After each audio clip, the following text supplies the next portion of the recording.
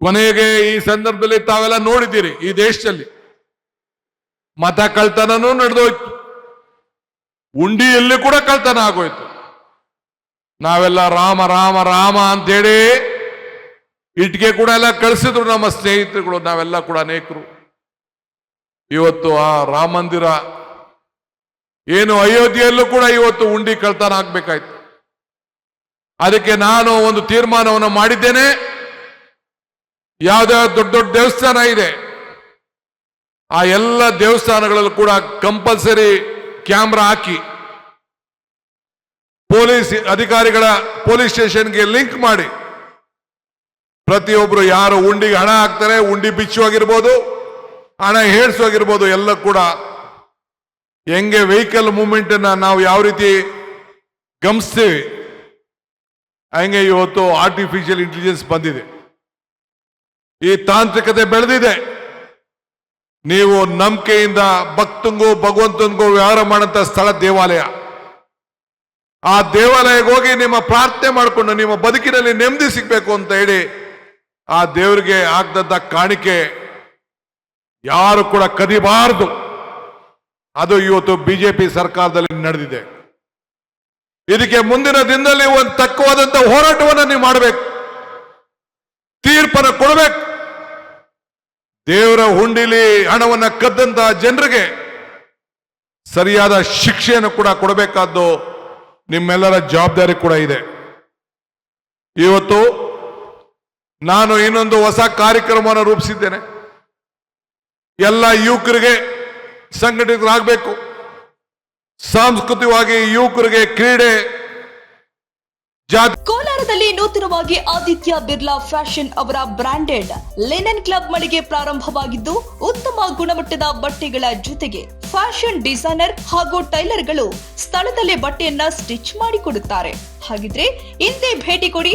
ವಿಳಾಸ ಭೈರೇಗೌಡ ನಗರ, ಬೆಮಲ್ ಲೇಔಟ್, ಕೋಲಾರ ಬಂಗಾರಪೇಟೆ ಮುಖ್ಯ ರಸ್ತೆ, ಕೋಲಾರ ಟೌನ್.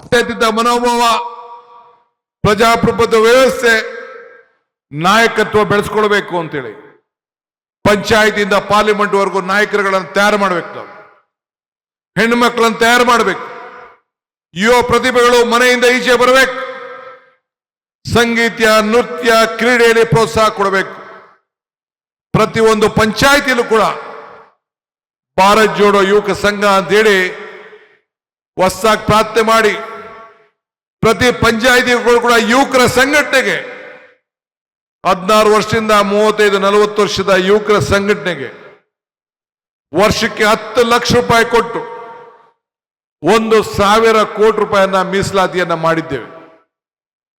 ಇದಲ್ಲದೆ 5 ಗ್ಯಾರಂಟಿಗಳನ್ನ ಪಂಚಾಯತಿ ಮಟ್ಟದಲ್ಲೂ ಕೂಡ ಗ್ಯಾರಂಟಿ ಸಮಿತಿಯ ಸದಸ್ಯರು ನೇಮಕ ಮಾಡಿ ಆ ಗ್ಯಾರಂಟಿಯ ಫಲಾನುಭವಿಗಳ ಸಂಪರ್ಕವನ್ನು ಇಟ್ಕೊಂಡು ಅವರಿಗೆ ಸಂಪರ್ಕ ಸರಿಯಾದ ರೀತಿ ನ್ಯಾಯವನ್ನು ಒದಗಿಸ್ಕೊಡ್ಬೇಕು ಅಂತೇಳಿ ನಮ್ಮ ಕಾರ್ಯಕರ್ತರಿಗೆ ಆ ಗ್ಯಾರಂಟಿ ಸಮಿತಿಯ ಸದಸ್ಯರಾಗಿ ಒಂದು ಪಂಚಾಯತಿಗೆ 6 ಜನ ಗ್ಯಾರಂಟಿ, ಅದರಲ್ಲಿ 2 ಹೆಣ್ಮಕ್ಳು, ಹಿಂದುಳಿದವರು, ಅಲ್ಪಸಂಖ್ಯಾತ ಎಲ್ಲ ಕೂಡ ಇರಬೇಕು ಅಂತೇಳಿ ಈಗಾಗಲೇ ನಾನು ತೀರ್ಮಾನವನ್ನು ಕೂಡ ನಾನು ಮಾಡಿದ್ದೇನೆ. ಹಂಗೆ ಇವತ್ತು 16 ಕಾರ್ಯಕ್ರಮವನ್ನ ಇವತ್ತು ಇಟ್ಕೊಂಡಿದ್ದೇವೆ. ಇದ್ರ ಜೊತೆಗೆ ವಿಶೇಷವಾಗಿ ಖಾಸಗಿಯಲ್ಲಿ ಉದ್ಯೋಗವನ್ನು ಕೊಡಿಸ್ಬೇಕು ಅಂತೇಳಿ ಉದ್ಯೋಗವನ್ನ ಒಂದು ಪ್ರೈವೇಟ್ ಎಕ್ಸ್ಚೇಂಜ್, ಸರ್ಕಾರ ಭಾಗಿಯಾಗುವುದಿಲ್ಲ, ಆದರೆ ಯಾರು ಉದ್ಯೋಗ ಬೇಕು, ಈಗ ನಿಮ್ಮ ತಾಲೂಕಲ್ಲಿ ಯಾರಿಗಾರು ಉದ್ಯೋಗ ಬೇಕು ಅಂತ ಏನು ಅಡ್ವರ್ಟೈಸ್ಮೆಂಟ್ ಕೊಡಬೇಕಾದಿಲ್ಲ. ನೀವು ಯಾರು ಉದ್ಯೋಗ ಬಯಸ್ತೀರಿ ಅದಕ್ಕೆ ಪೋರ್ಟಲ್ಗೆ ಅರ್ಜಿ ಹಾಕುವಂಥದ್ದು, ಅದರಲ್ಲಿ ಅವನು ಆಯ್ಕೆ ಮಾಡ್ಕೊಳ್ಳುವಂಥದ್ದು. ಯಾರಿಗೆ ಕೌಶಲ್ಯ ಇಲ್ಲ ಆ ಕೌಶಲ್ಯನೂ ಕೂಡ ಸರ್ಕಾರ ತಯಾರು ಮಾಡಿ ಕೊಟ್ಟು ಅವ್ರು ಈ ಬೆಂಗಳೂರಿಗೆ ಏನು ವಲಸೆ ಹೋಗ್ತಾ ಇದ್ರಲ್ಲ ಆ ವಲಸೆ ಹೋಗೋದನ್ನ ತಪ್ಪಿಸ್ಬೇಕು ಅಂತ ಹೇಳಿ ಇಂಥ ಕಾರ್ಯಕ್ರಮವನ್ನು ನಾವು ರೂಪಿಸಿದ್ದೇವೆ. 70,000 ಹುದ್ದೆಗಳನ್ನು ಭರ್ತಿ ಮಾಡಲು ಈಗಾಗಲೇ ಕಾರ್ಯಕ್ರಮವನ್ನು ರೂಪಿಸಿದ್ದೇವೆ. ಇವತ್ತು ಶಿಕ್ಷಣ, ನೀರಾವರಿ, ಕೇಂದ್ರದ ಯೋಜನೆಗಳು, ಇವತ್ತು ನಮ್ಮ ಸತೀಶ್ ಜಾರಕಿಹೊಳಿ ಅವರು ನಿಮ್ಮ ಮುಂದೆ ಬಂದು ಕೂತಿದ್ದಾರೆ. ಇಡೀ PW ಇಲಾಖೆಗೆ ಒಂದು ಕ್ರಾಂತಿಕಾರಿ ಹೆಜ್ಜೆಯನ್ನ ಇಡ್ತಾ ಇದ್ದಾರೆ. ಆರೋಗ್ಯ, ಶಿಕ್ಷಣ, ನೀರಾವರಿ ಇವಕ್ಕೆಲ್ಲ ಕೂಡ ಈಗಾಗಲೇ ನಮ್ಮ ಟ್ರಾನ್ಸ್ಪೋರ್ಟ್ ಇಲಾಖೆಯಲ್ಲಿ ರಾಮಲಿಂಗಾರೆಡ್ಡಿ ಅವರು ಕೊಟ್ಟಂತ ದೇವಸ್ಥಾನಗಳಿಗೆ ಕೊಟ್ಟಂತದ್ದು. ಮೊನ್ನೆ ಅರ್ಚಕರೆಲ್ಲ ಬಂದಿದ್ರು, ನನಗೆ ಪ್ರಾರ್ಥನೆ ಮಾಡಿದ್ರು.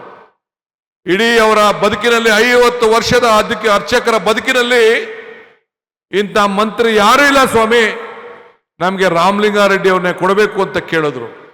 ಅವರೇನು ಬ್ರಾಹ್ಮಣರಲ್ಲ ಅವರು. ಆದರೆ ಆ ರೀತಿ ಆ ಹೃದಯವನ್ನ ಇವತ್ತು ಗೆದ್ದಂತ ಮಂತ್ರಿಗಳು ನಮ್ಮ ಸುಧಾಕರ್ ಅವರು, MC ಸುಧಾಕರ್ ಅವರು ಶಿಕ್ಷಣ ಕ್ಷೇತ್ರದಲ್ಲಿ 3 ವರ್ಷಗಳ ಕಾಲ ಮಾಡಿದಂತ ಸೇವೆ ಇತಿಹಾಸ ಪುಟಕ್ಕೆ ಸೇರಿದೆ. ಶಿಕ್ಷಣ ನೀತಿಗೆ ಒಂದು ಬದಲಾವಣೆಯ ಕಾರ್ಯಕ್ರಮವನ್ನು ಕೊಟ್ಟು ಇವತ್ತು ಸಹಾಯವನ್ನು ಮಾಡಿದ್ದಾರೆ.